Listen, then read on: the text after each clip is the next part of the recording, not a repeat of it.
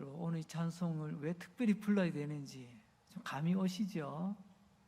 우리가 주님의 기도를 계속 살피던 가운데 오늘은 특별히 내일이 광복절이지 않습니까? 우리가 이 땅에서 살아가는 동안 성도로서 이 나라를 사랑함은 마땅함인 줄로 믿습니다. 그래서 내일 광복절을 앞두고 오늘 광복을 주신 하나님께 우리가 어떤 모습으로 나아가야 될 것인가? 오늘 말씀의 제목은 너는 기억하라. 오늘 본문 말씀 중에 있는 구절을 택하여 보았습니다. 광복절을 맞으며 우리가 꼭 기억해야 될 것이 있다는 말씀이죠. 여러분, 오늘 이 본문은 우리 성경 66권 가운데 신명기라는 성경에서 본문을 택했습니다. 여러분, 질문 하나 던져볼까요? 여러분, 신명기라는 성경이 한문으로 쓰면 어떻게 되는지 아십니까? 맨 뒤에 있는 기라는 말은 기록이라는 말이죠. 명이라는 말은 명령, 하나님의 말씀이겠죠. 자, 그럼 질문, 앞에 있는 신자는 무슨 신자일까요? 아니, 목사님, 하나님 신자, 하나님께서 말씀하신 걸 기록한 것 아닙니까? 아마 이렇게 생각하시는 분들도 꽤 계실 것 같아요. 저도 한때는 그렇게 생각했습니다. 그러나 신명기라는 글은 한번 띄워주시겠습니까? 신명기는 한문으로 이렇게 쓰여 있더라고요. 여기 신은 무슨 뜻일까요? 여기서 신은요, 다시, 거듭 이런 뜻을 나타낼 때 쓰는 말이 이 신입니다. 그러니까 이 말은 하나님께서 다시 너희들에게 말한다, 너희들에게 명령한다, 그런 뜻이겠죠. 이 신자가 되는 우리 일상 용어 중에 하나가요, 신신당부라는 말이 있습니다. 이게 사자성어거든요. 그때 이 신자를 쓰더라고요. 거듭 당부한다. 그러니까 오늘 이 신명기는 이전에도 주셨는데 다시 너희들에게 다시 말한다는 겁니다. 다시 말하면 모세의 목회 사역 이제 최종 마무리하며 이제 마무리 설교를 하는 것과 같은 내용들입니다. 신명기는 하나님께서 이전에 모세를 통하여 출애굽기, 레위기, 민수기 등에서 거의 똑같은 말씀을 하셨습니다. 그 하신 말씀을 다시 지금 우리에게 거듭 말씀하시는 내용이 신명기 내용이 되겠습니다. 왜 이렇게 다시 시작했을까요? 그것은 처음에 하나님께서 출애굽기, 레위기, 민수기 있어 이렇게 나온 대로 말씀하실 때는요, 출애굽 1세대가 살아 있었습니다. 근데 그 세월이 한 40년 가까이 흐르는 가운데 출애굽 1세대의 대부분이 죽게 되었습니다. 그리고 이제 출애굽 2세대가 거의 추축을 이루는 그런 때가 되고 말았던 거죠. 출애굽은 우리말로 바꾸자면 광복절입니다.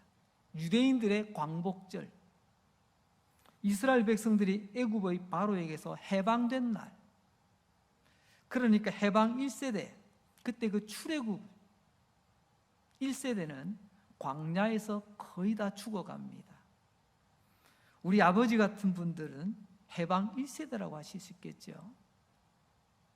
저와 같은 그 다음 세대는 해방 2세대라고 불러도 될 것입니다. 그리고 제 자식들은 아마 해방 3세대, 아마 또 그 다음은 또 4세대가 되겠지요.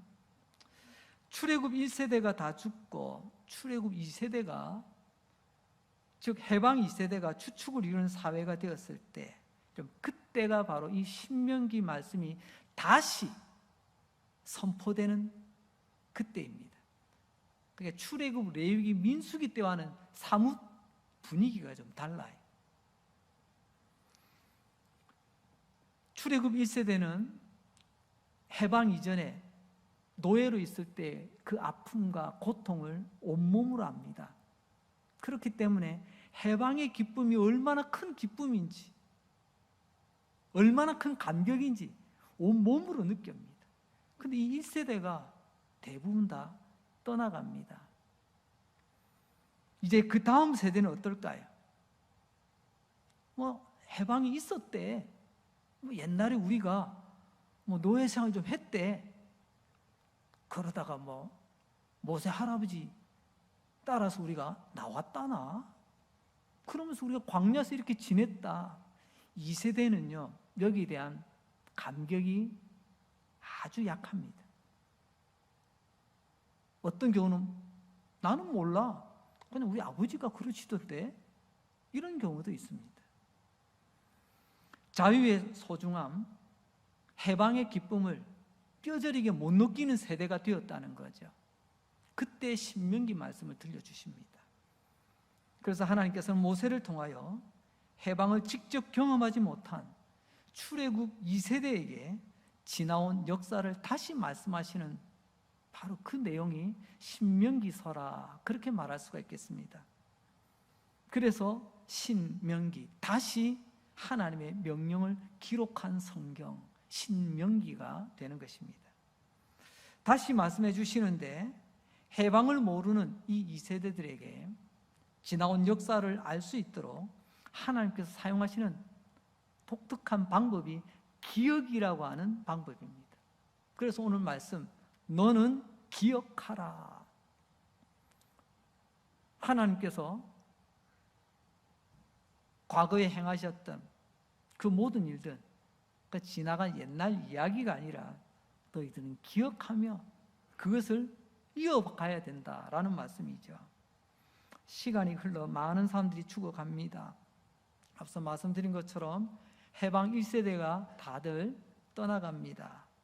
그러나 기억은 남아 있습니다.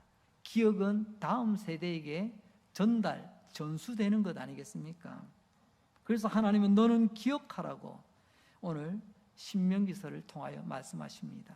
사실 신명기서는요, 핵심 단어가 기억입니다. 기억. 이미 앞에서 다 했던 말이잖아요. 이 말들을 너희들은 반드시 기억해야 된다. 이게 신명기서의 핵심 주제이기도 합니다. 이스라엘 예루살렘에 가면 홀로코스트 역사 박물관이 있다고 합니다. 즉 그들이 나라 잃은 백성으로 얼마나 오랜 세월 동안 고통을 당했습니까? 거기에 관장으로 있는 로제트 관장이 이런 말을 우리에게 전합니다. 유대인은 기억의 민족이다. 땅이 없는 수천 년 동안에도 유대인들은 기억의 땅에서 살고 있었다. 실제로 오늘의 이스라엘은 1948년에 건국이 됩니다. 그동안 수천 년 동안 나라를 잃어버리고 땅 없이 떠돌아다니는 민족이 되었습니다. 땅은 없지만 그들의 생각 속에는요, 기억이라는 땅을 항상 품고 살았다는 이야기죠. 선조들을 기억하고 역사를 기억하며 언젠가 약속하신 것처럼 이 땅에 나라를 세울 것이다 소망으로 살아왔다는 그런 이야기겠죠. 우리는 내일 광복절을 앞두고 있습니다. 매스컴을 들어보니까 8.15 광복 연휴다 이런 표현을 많이 쓰더라고요. 토요일, 주일, 월요일까지 이 여름에 주는 마지막 연휴다. 푹 쉬세요. 정작 광복의 의미에 대해서는 크게 주목하지 않는 것 같습니다. 어쩌면 오늘 우리도 너무 쉽게 지나가고 있는 것 아닌가 생각이 되어집니다. 그래서 우리는 광복을 앞두고 광복을 맞이하는 우리는 어떤 기억을 해야 되는가, 오늘 4가지를 말씀드리려고 합니다. 첫째는요, 너희가 노예되었던 때를 기억하라고 말씀하십니다. 너는 기억하라. 네가 애굽의 종이 되었더니. 애굽의 종, 노예죠. 너희가 애굽의 바로에게 종이 되었다. 우리가 그렇잖아요. 너희가 일본 천황의 종이 되었다. 노예가 되었지 않습니까? 그때를 너는 기억하라. 그때 고통을 기억하라는 말씀이죠. 그 고통이 얼마나 서럽고 아픈지 기억하라는 것입니다. 이것을 제대로 기억해야 다시는 그런 서럽고 아픈 나를 만나지 않는다는 거죠. 이스라엘에게 어떤 역사가 있었죠? 과거로 돌아가 보면 요셉이 어떻게 중간 생략하고요, 우여곡절 끝에 애굽 땅의 총리가 됩니다. 7년의 풍년이 있었지만 그 다음에 7년의 대기근이 든다는 것을 하나님께서 왕의 꿈을 통해서 보여주신 것을 요셉이 잘 해몽을 해줍니다. 그래서 하나님께서 알려주신 대로 풍년의 때에 양식을 탕진하지 않고 차곡차곡 잘 비축하여 이후에 7년의 그 대기근을 잘 견뎌냅니다.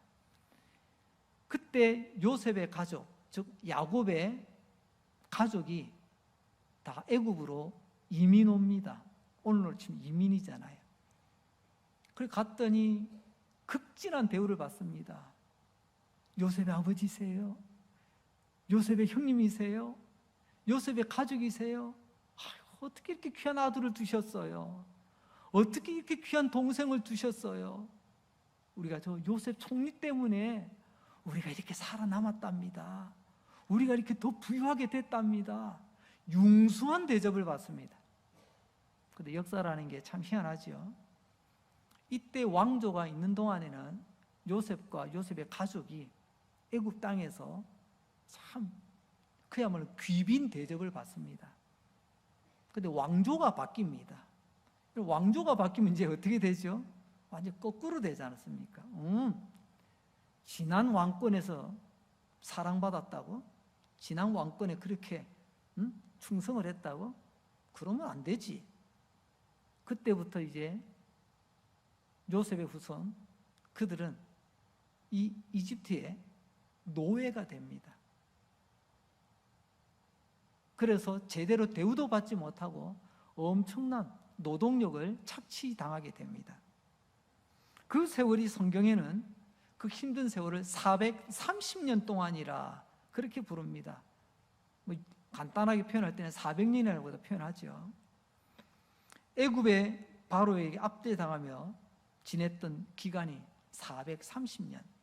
우리는 일제 치하에서 36년을 있어도 치가 떨리는데 여러분, 여기에 10배 이상이 되는 430년 동안 애굽에서 노예 생활을 했다. 이런 엄청난 거죠. 엄청난 억압과 고통을 받았던 겁니다. 그래서 출애굽기 1장에 보면 그때 겪었던 고통에 대해서 아주 눈에 띄는 단어 몇 가지가 있어요. 출애굽기 1장 12절에는 학대하였다라는 표현이 나옵니다. 학대. 여러분 괴롭힘 당하는 거 아닙니까? 그리고 강제 노동을 당했습니다. 당시 국가적인 어마어마한 그런 대토목 건축 공사가 세워집니다. 그때 이 값싼 거의 안 죽을 만큼 먹을 것만 주면 되잖아요. 얼마나 좋아요. 이 히브리인들, 이 유태인들을 막 뿌려 먹습니다. 우리도 지난 일제 36년 동안 징용이라는 이름으로 얼마나 많이 우리의 노동력이 수탈당했습니까? 얼마나 많은 우리 아버지, 우리 할아버지들이 고통을 받으셨습니까? 비슷한 역사의 배경을 가지고 있다는 거죠. 그리고 더 나아가서는요, 그들이 어린 아이라고 제멋대로 학살했습니다. 학살입니다, 학살. 그 아이들이 죽는 가운데 기적적으로 살아남은 한 아이, 그가 모세죠, 모세. 당시 모세는요, 또래가 별로 없습니다. 생각해 보세요. 왕의 명령으로 그때 당시 모세와 비슷한 아이는요, 다 죽이라고 되어 있습니다. 사내 아이 말입니다. 그게 지난 우리 30년 동안에 우리 일제하에 우리의 삶과 애굽의 30년의 그들의 삶, 공통점은 고통스러운 현실이 있었다는 거죠. 하나님은 말씀하십니다. 너는 기억하라. 그 고통, 그 서러움, 그 아픔을 기억하라고 말씀하십니다. 출애굽기 2장 23절에 가서 보면 이렇게 말씀하십니다. 여러 해 후에 애굽 왕은 죽었고 이스라엘 자손은 고된 노동으로 말미암아 탄식하며 부르짖었다. 그 고된 노동으로 말미암아 부르짖는 소리가 하나님께 상달되었다. 그때 상황을 표현한 두 단어, 탄식. 탄식은요, 입에서 나오는 신음 소리를 말합니다. 끙끙거리는 소리. 너무 힘들어 신음하고, 매 맞아 아파서 신음하고, 밤에 잠을 못 듭니다. 내일 눈뜨기가 두렵잖아요. 그래서 밤새 끙끙 앓습니다. 부르짖었습니다. 공포로 인해 두려움 때문에, 슬픔 때문에 그들은 소리를 내질렀습니다. 탄식하며 부르짖은 이유가 뭐죠? 고된 노동. 그래서 사실 육체 노동으로만 끝나지 않습니다. 끝나지 않는 430년이니까 얼마나 오랜 세월. 어쩌면 그들은 육체의 고단함이 아니라 인생 자체가 고단한 그런 시절을 살았던 거죠. 그게 우리 일제 36년의 우리 아픔이고, 바로 밑에서 고통당하던 430년의 이스라엘의 아픔이었습니다. 하나님은 그 고통, 그 아픔을 너는 기억하라고 오늘 말씀하고 계십니다. 그래서 이스라엘 백성들 철저히 그 고통을 잊지 않기 위해서 기억하려고 몸부림을 쳤습니다. 고통을 기억할 수 있어야 나라가 더 단단해지는 겁니다. 서러움을 기억해 다시는 그 서러움을 당하지 않는 단단한 나라로 세워지게 되는 거죠. 그저 상처를 들추기 위한 기억이 아니라 더 단단해지기 위한 기억을 하라고 말씀하십니다. 그래서 이스라엘 백성들은 하나님의 말씀대로 철저하게 기억하고 또 기억했습니다. 그리고 그 자녀들에게도 그 기억을 되물려 줍니다. 교육을 시킵니다. 내가 기억하고 있는 것들, 내 자녀들이 기억하고 그 기억이 내 손자들에게, 내 후손들에게도 이어질 수 있도록 계속해서 그들은 교육에 초점을 두었습니다. 그 증거가 신명기 16장 3절에 보면 유월절 이야기가 나오는데요. 유월절은 앞서 말씀드렸죠. 우리로 말하면 광복절입니다. 신명기 16장 3절 말씀입니다. 유교병을 그것과 함께 먹지 말고 이래 동안은 무교병 곧 고난의 떡을 그것과 함께 먹으라.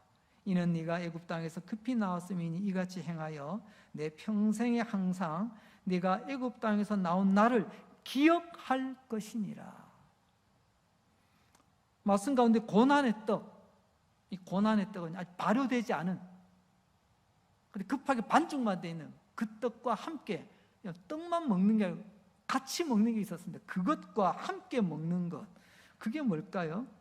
여기서 그것과 함께 먹는 것, 그걸 우리는 고난의 빵과 함께 먹는 것이 쓴 나물이라고 성경은 우리에게 소개해주고 있습니다. 발효되지 않은 딱딱한, 먹기 불편한 떡, 이것은 고난의 떡입니다.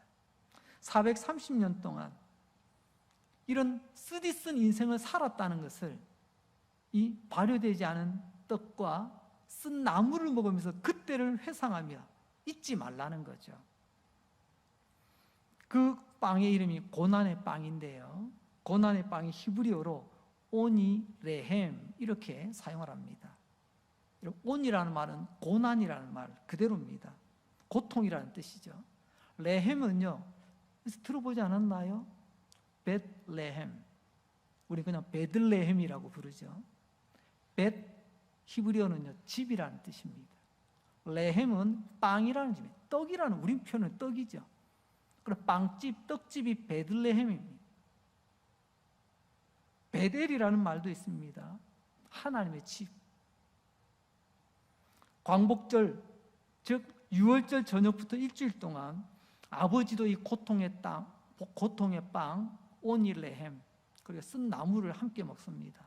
자녀들도 함께 먹습니다. 그들은 몸으로 기억하고 머리로 기억을 합니다. 가슴으로 기억합니다. 옛 선조들이 나라를 빼앗기고 자유를 빼앗기고 고통당했던 그 시절을 잊지 말자고, 그들은 말로만이 아니라 그들은 이렇게 고통의 빵, 쓴 나물을 먹으며 기억을 되짚어 갔던 거죠. 너는 기억하라. 나라와 자유를 빼앗긴 그 아픔과 고통 반드시 기억해야 된다. 그래서 훗날에도 오니 레헴, 이 고난의 빵을 먹으며 그들은 기억했던 것입니다. 아픈 상처를 자꾸만 들추어서 덧나게 하는 것이 아니라 그 고통의 기억을 떠올리면서 더욱더 그들은 단단해진 나라를 꿈꾸었던 것입니다. 우리도 이제 광복을 맞습니다. 36년의 고통을 기억하고 우리 부모님 세대, 우리 1세대와 2세대, 이제 이제 그 다음 세대들이 그것을 기억할 수 있도록 우리의 몫을 다해야 되는 것입니다. 우리가 교육시키고 나라와 자유의 소중함을 가르쳐 주는 것이 얼마나 소중한가, 그것을 일깨워줘야 됩니다. 왜 아무리 좋은 생각도 아무리 좋은 사상도 나라 없으면 말짱 도루묵입니다. 나라가 있어야 되고요, 또한 그 나라는 자유가 있어야 됩니다. 자유가 있는 나라, 그 나라가 진정한 나라입니다. 나라는 없고 말로만 떠들고 나라는 있는데 자유가 없다, 지구상에 그런 나라들 몇 군데 있죠. 그 진정한 자유가 아니죠. 두 번째 주제입니다. 우리가 기억해야 될 두 번째는요, 이처럼 자유가 얼마나 소중한지를 기억하라는 것입니다. 자유에 대한 소중함을 기억하라는 거죠. 고통의 아픔도 기억해야 되지만 반대로 자유가 얼마나 소중한지 너는 꼭 기억해야 된다. 오늘 본문에 보면 거기서 너를 인도하여 내었나니, 해방이죠. 어디서요? 애굽 바로 밑에서. 우리는요, 일제 창왕 밑에서 우리는 나왔습니다. 신명기는 이 부분을 속량이라는 단어를 많이 씁니다. 우리 성경에는요, 속량. 속량이 뭐냐면요, 풀려난다는 것입니다. 종으로 있다가 풀려나는 거예요. 물론 값을 지불하고 풀려난다, 이것을 속량이라고 말합니다. 해방과 자유를 얻는 거죠. 나 이제 자유 얻었네, 나 이제 해방되었네. 결국 출애굽은 우리말로 하자면 광복이고 해방에 관한 이야기입니다. 결국 기억하라는 말은 해방의 기쁨, 자유의 소중함을 기억하라는 거죠. 그저 달력에 있는 8월 10월, 어이구 이게 하루 쉬는 날인데, 야 오늘 놀러 가는 날인데, 이런 8월 15일을 기억하라는 것이 아니라 광복이 우리에게 주는 의미를 기억하라는 것입니다.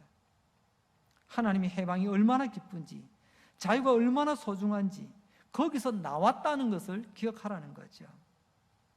우리도 아파본 사람이 건강의 소중함을 압니다. 묶여본 사람이 풀려난 기쁨을 압니다. 고통을 당해본 사람이 자유의 기쁨을 알게 됩니다.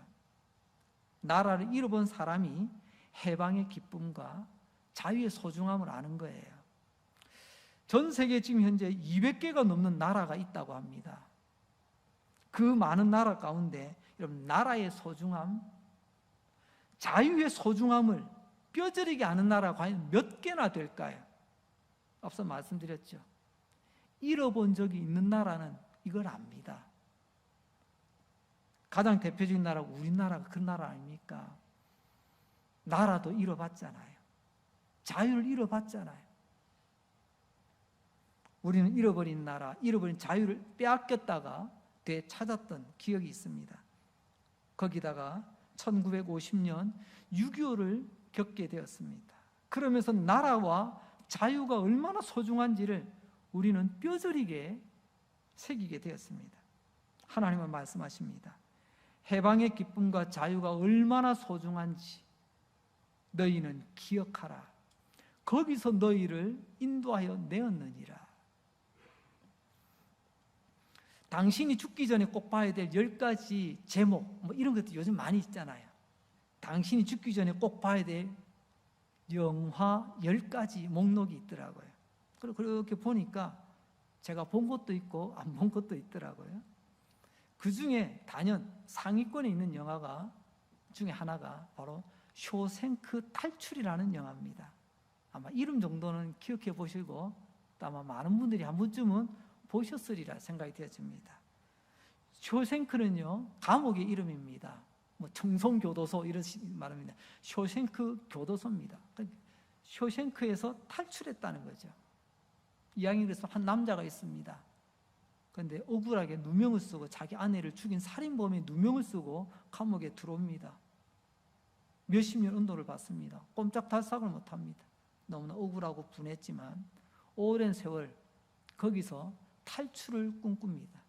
그래서 조금씩 준비하다가 어느 비가 폭우같이 내리는 날 드디어 실행에 옮깁니다. 그 높은 담장 밖으로 넘어갑니다. 그리고 그 담장 밖에서 똑같은 비인데 감옥 안에서 맞는 비와 감옥 밖에서 맞는 비는 느낌이 다른 것 같아요. 그래서 한번 우리 쇼생크 탈출의 표지 사진을 한번 보도록 하겠습니다. 왜 표지 사진이 이렇게 나왔을까요? 이것은 자유의 기쁨이 얼마나 큰가를 우리에게 보여주는 겁니다. 지금 주인공이 감옥 담장 나와서 거기서 떨어지는 비를 맞으며 얼굴에 미소를 머금고 이제 내가 자유를 얻었구나. 어쩌면 이 영화의 가장 핵심 장면이기도 하고 가장 감동을 주는 장면이기도 합니다. 출애굽기 15장 20절 말씀을 봅니다. 아론의 누이 선지자 미리암이 손에 소고를 잡으매 모든 여인도 그를 따라 나오며 소고를 잡고 춤추더니 애굽에서 나와 홍해를 건너므로 이제 사실상 해방이 완성이 됐습니다. 따라오는 자도 없고 되돌아갈 수도 없는 거예요. 홍해를 건넜다. 이제는 완전한 해방입니다. 그때 아론의 여동생이었던 선지자 미리암이 손에 소고를 잡고, 우리말로 소고 작은 북이겠지만 영어 성경이나 다른 자료를 보면 탬버린, 우리가 이해하기 쉽게 아마 탬버린 같은 악기인 것 같아요. 들고 나왔습니다. 그러자 집안에 있던 이스라엘 모든 여인들이 다 어떻게 또 그때는 집에 또 이런 악기들이 다 하나씩 다 있었나 봐요. 손에 악기를 다 들고 나와서 이 소고를 치며 춤추며 기뻐했다고 성경은 기록하고 있습니다. 여러분, 이 여자들이 미쳤습니까? 지금도 아니고 2,000~3,000년 전 그 유대 땅에 여인들이 단체로 나와서 거기서 소고를 치며 탬버린을 울리며 흔들며 춤춘다고요? 이게 미친 게 아닙니다. 너무 기뻐서 이 해방의 기쁨을 그들은 온 몸으로 함께 표현해내는 것입니다. 이들이 출애굽 1세대였습니다. 진정한 자유의 소중함을 보여주는 장면이죠. 우리도 1945년 8월 15일, 그러니까 지금으로부터 77년 전입니다.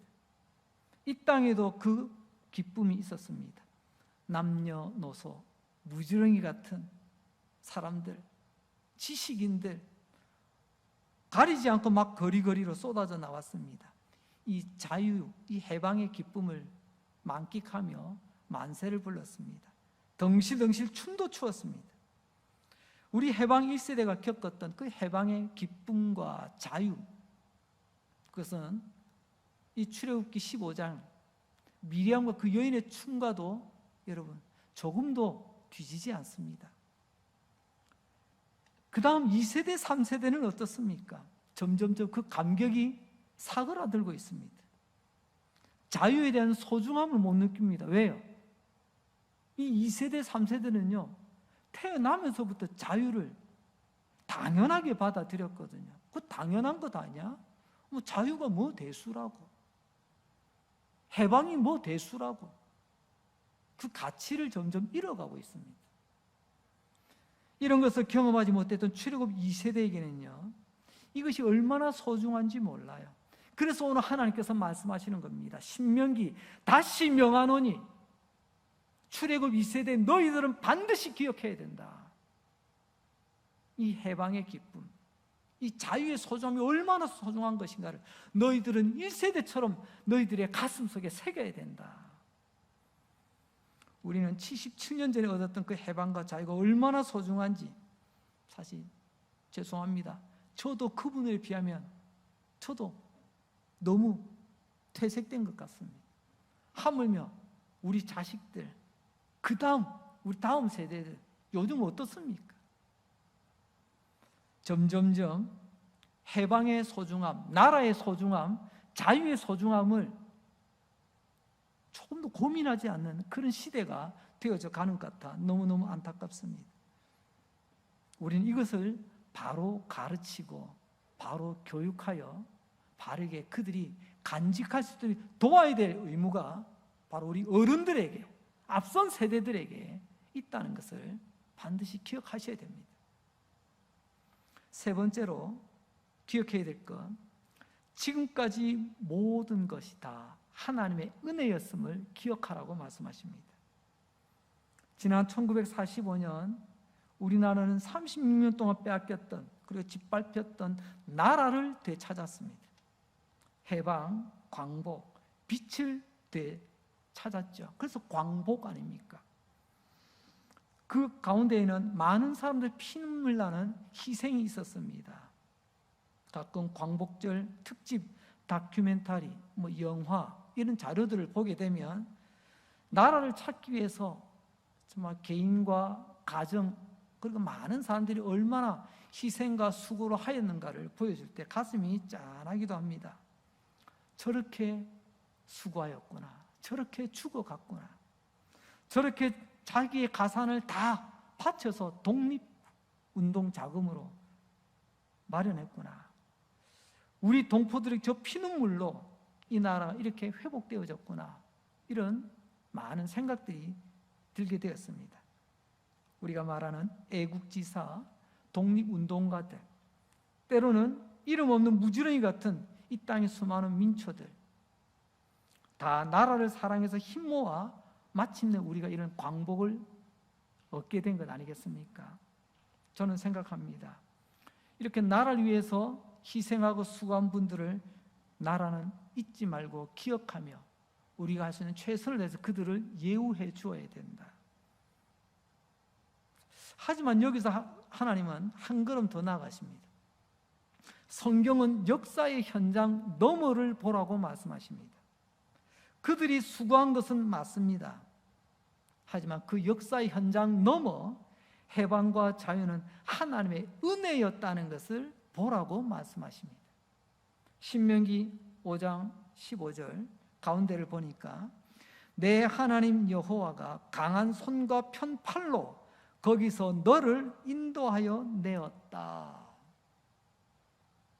애굽의 430년, 우리의 일제 36년, 거기서 너를 인도하여 내었느니라. 해방은 그저 온 것이 아닙니다. 해방은 몇몇 사람이 움직여서 온 것이 아니었습니다. 하나님이 너를 이끌어 내었느니라. 역사의 현장 넘어 보이지 않는 손, 하나님의 손이 거기서 너희를, 거기서 우리를 애굽에서 일제의 압제로부터 건져내었다, 이끌어내었다라고 말합니다. 그렇습니다. 궁극적으로는 하나님의 은혜였습니다. 더 놀라운 것은 하나님의 은혜는 출애굽 해방으로 끝나지 않고 하나님의 이 은혜는 주님의 백성들, 이스라엘 백성들에 계속 이어지는데요. 오늘 15절 끝부분에 보니까 하나님께서 거기서 너희를 이끌어내시고 해방과 광복을 주시고, 그 다음 보세요. 그리고 안식을 지켜라. 안식일을 지켜라. 이 뜬금없는 말이 아닙니다. 안식일, 날이라는 일을 빼면 안식 아닙니까? 쉼, 휴식 아니겠습니까? 노예는 안식이 없습니다. 하지만 안식은 자유인에게 주시는 겁니다. 하나 우리에게 해방만 주신 것이 아니라 자유인이 누릴 수 있는 특권을 우리에게 주셨다는 말씀입니다. 신명기 8장 2절에 가서 보면 그뿐 아니라 그 이후에 광야길 40년을 우리에게 또 주셨답니다. 신명기 8장 2절, 내 하나님 여호와께서 이 40년 동안에 내게 광야길을 걷게 하신 것을 기억하라. 여러분, 출애굽 해방 이후 이스라엘 백성들은 애굽에서 나오니까 홍해 건너니까 바로 젖과 꿀이는 가나안 땅 아니었어요. 애굽에서 나와 약속의 땅 사이에는요, 광야라는 것이 기다리고 있었습니다. 광야길, 참 고단하고 고생이 깔려있는 길 아닙니까? 그 길을 40년을 걸었습니다. 해방과 광복을 얻고 우리가 바로 번영한 것이 아니라 이 40년 동안 광야길을 걸었죠. 이스라엘 백성들은 캄캄했습니다. 이 광야길을 그도 40년 동안 어떻게 걸었을까요? 신명기 8장 우리 이렇게 말씀하십니다. 하나님께서 그 광야길을 걷게 하셨다. 기적같이 그 광야길을 잘 끝내게 하셨다는 말씀이죠. 오늘 너희는 이것을 기억하라고 말씀하십니다. 애굽에서 나온 것만 있는 게 아니고요, 나와서 안식을 누릴 뿐만이 아니라 광야 40년도 하나님께서 지나가게 해주셨다는 것을 기억하라는 거죠. 우리도 1945년 해방 이후 오늘까지 사실은 77년의 광야길을 지금 걸어오고 있습니다. 그때 당시 우리나라는 무지한 나라였습니다. 배움이 없었죠. 또 한편으로는요, 이념의 대립, 그 이념의 대립이 곧 분단의 결과를 만들고 그 분단의 결과로 6.25가 일어나게 되었습니다. 빈곤과 가난에 허덕이게 되었고 오죽하면 우리 사이에 보릿고개라는 말이 나오게 되었겠습니까? 사실 77년의 그 무지와 갈등과 분단과 빈곤의 이러한 광야길, 우리 아버지 세대, 우리 어머니 세대, 우리 앞선 해방 1세대가 그 길을 걸었다는 것입니다. 그런데 뒤돌아보니 하나님께서 그 길을 잘 끝내게 해주셨다는 것입니다. 지금까지 여기까지 오게 하신 것 하나님의 은혜였음을 기억하라고 말씀하십니다. 그것을 하나님 오늘도 우리에게 신신당부하시기 위해서 신명기 말씀을 주시는 것입니다. 또 한 걸음 더 나아가면 신명기 8장 18절 상반절에 보면요, 재물 얻는 능력도 주셨답니다. 말씀입니다. 신명기 8장 18절, 내 하나님 여호와를 기억하라. 그가 내게 재물 얻을 능력을 주셨습니다. 여러분, 광야길 걷다가 끝난 인생이 아니었습니다. 가운데 재물도 얻는 능력을 주셨답니다. 77년 전 일제해방 그 이후로 우리의 광야 77년 동안 우리에게는 빈곤도 있었고 이념의 대립도 있었습니다. 분단의 아픔, 이런 어려움들도 있었지만 이제는 우리 가운데 재물 얻는 능력으로 이 나라가 어떻게 되었습니까? 지금 세계 10위권 안에 드는 경제 대국이 되었습니다. 성경을 보시기 바랍니다. 하나님이 재물 얻는 능력을 주셨느니라. 세상 사람들은 이것을 알 수가 없습니다. 하지만 우리는 이것을 인정해야만 합니다. 이 모든 것이 하나님의 은혜임을 인정할 수 있길 바랍니다. 그래서 하나님 신신당부하십니다. 너희들은 그것을 기억하라고 말입니다. 마지막으로 네 번째로 기억해야 될 것이 있습니다. 그것은 하나님 기억하는 것을 기억하라는 것입니다. 이 말이 조금 애매하죠. 하나님 기억하는 것을 기억하라. 하나님을 절대 잊어서는 안 된다는 거죠. 세상 모든 나라가 우리 편이 되더라도 하나님 우리 편 안 되시면 안 됩니다. 세상 모든 나라 우리를 잡아먹으려 해도 하나님 우리 편 되시면 되는 겁니다. 그래서 우리는 하나님을 기억하고 기억해야 되는 것입니다. 우리나라 그동안 참 열심히 잘 달려왔습니다. 우리 할아버지, 할머니 세대, 우리 앞선 해방 1세대, 우리 어르신들. 그러나 방금 전에 그 위에 하나님의 은혜였다고 말씀드리지 않았습니까? 이제 광복절을 맞이하면서 오늘 우리 이 시간 우리가 마지막으로 기억해야 될 것은 은혜 베푸신 하나님을 절대로 잊어서는 안 된다는 것입니다. 은혜 베푸시고 살려주시고 재물 얻는 능력까지 주신, 그래서 우리를 세계 10대 무역 대국까지 되게 하신 이 은혜의 하나님 꼭 기억할 수 있길 바랍니다. 그래서 하나님은요, 계속해서 신명기 8장에 가면 이런 경고를 하십니다. 신명기 8장 12절부터 14절까지 네가 먹어서 배부르고 아름다운 집을 짓고 거주하게 되며 또 내 소와 양이 번성하며 내 은금이 증식되며 내 소유가 다 풍부하게 될 때에, 보세요, 내 마음이 교만하여 내 하나님 여호와를 잊어버릴까 염려하노라. 옛날에는 배를 움켜쥐고 살았습니다. 이제는 배부르게 삽니다. 그 옛날에는 전부 다 여러분 판잣집, 학고방이었습니다. 근데 이제는 아름다운 집들을 짓고 살아갑니다. 그야말로 풍부한 시절을 보내고 있죠. 그때 너희 마음이 교만하여 하나님을 잊어버릴까? 여러분 곰곰이 생각해 보십시오. 영적으로 볼 때 가난할 때보다 부요할 때 영적으로는 더 위험한 시기입니다. 가난할 때는요, 하나님 앞에 엎드릴 수가 있어요. 그런데 부요하면 엎드리려고 하지를 않습니다. 하나님을 찾으려고 하지 않아요. 오늘 신명기를 통해서 하나님 주의 경고하시잖아요. 여러분 사사기의 역사를 한번 돌아볼까요? 민수기, 신명기, 여호수아 그리고 사사기가 이어지고 있습니다. 사사기는 역사의 이야기죠. 어떤 역사죠? 환란의 역사요, 내리막의 역사입니다. 역사에는 오르막도 있고 내리막이 있죠. 하지만 가장 오르막은 여호수아서일 겁니다. 차고 나가죠. 개척합니다. 부흥되고 넓혀갑니다. 올라갑니다. 여호수아는 오르막의 역사라고 한다면 사사기는요, 추락의 역사요, 내리막의 역사라고 말할 수 있습니다. 왜 사사기의 역사가 이렇게 추락하고 내리막길을 걷게 되었을까요?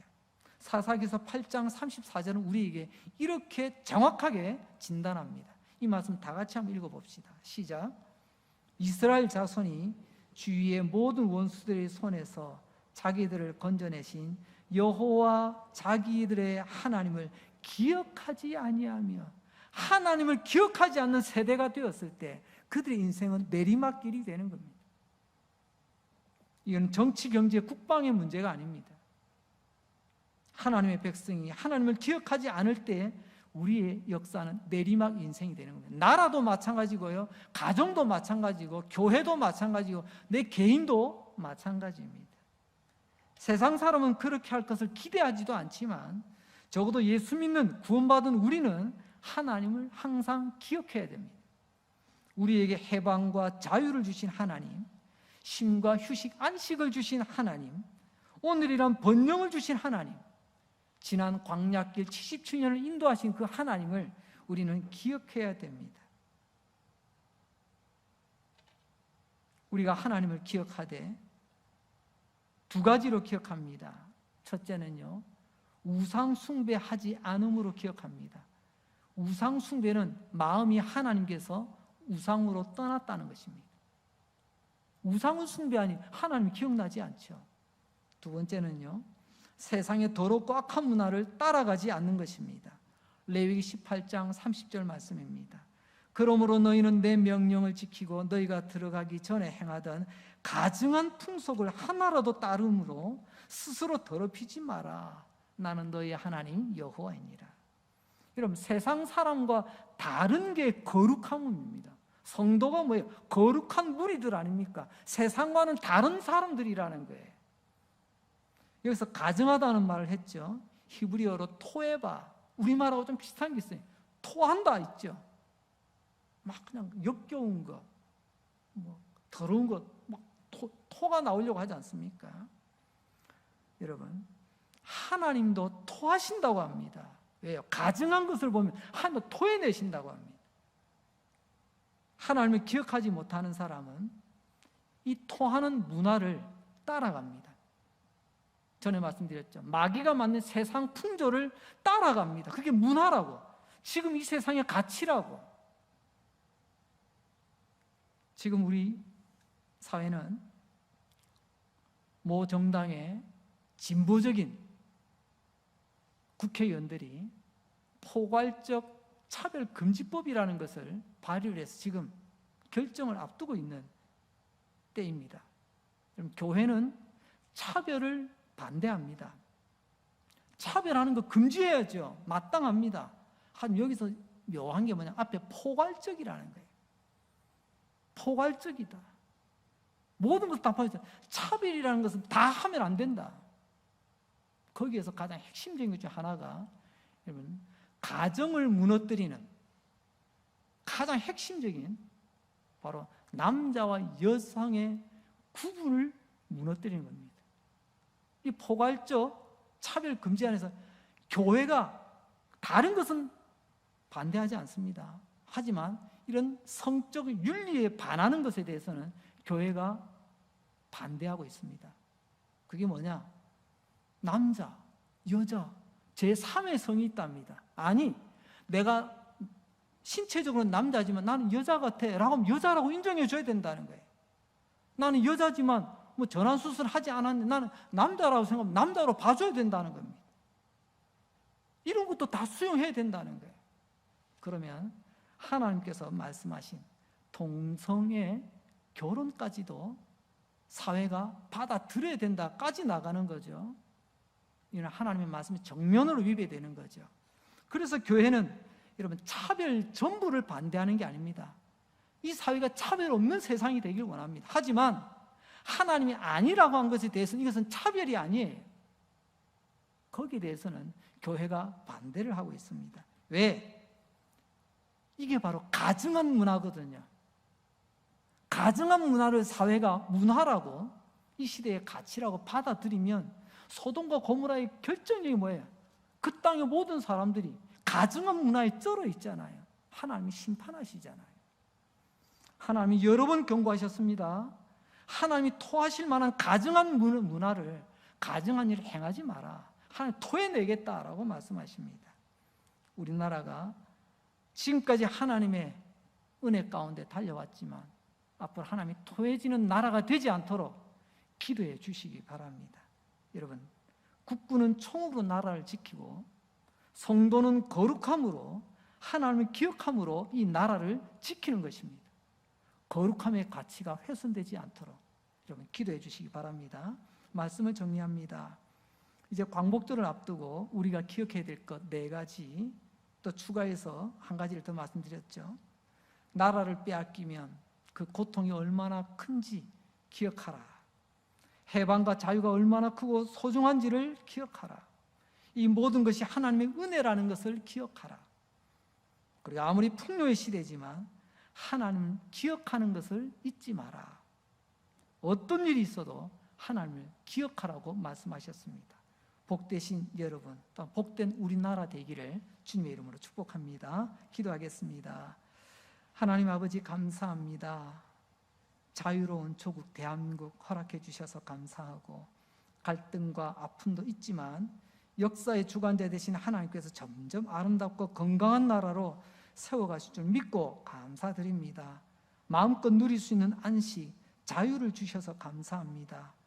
이곳에 모여 믿음의 식구들과 함께 예배 드릴 수 있는 자유 주셔서 감사합니다. 영광의 하나님께 주시는 말씀의 은혜 받게 하시니 또한 감사합니다. 주여 이곳에 임하셔서 병든 자를 고쳐주시고 광복의 하나님, 해방의 하나님, 질병에 묶여있는 자를 풀어주시기 원합니다. 해방시켜 주시옵소서.